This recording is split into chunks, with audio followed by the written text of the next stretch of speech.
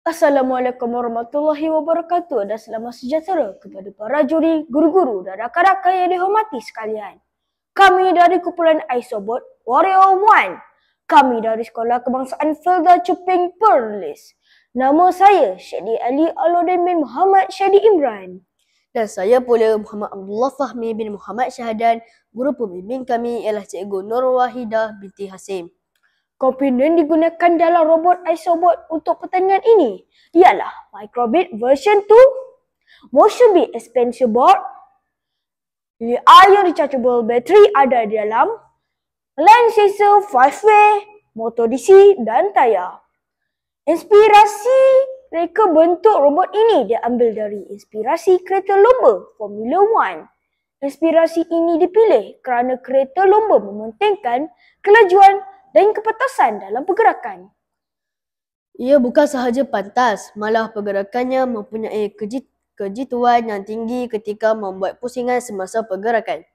Cabaran yang kami hadapi semasa menyiapkan robot ini ialah pada bahagian sensor yang ada kalanya kurang sensitif terhadap garisan hitam.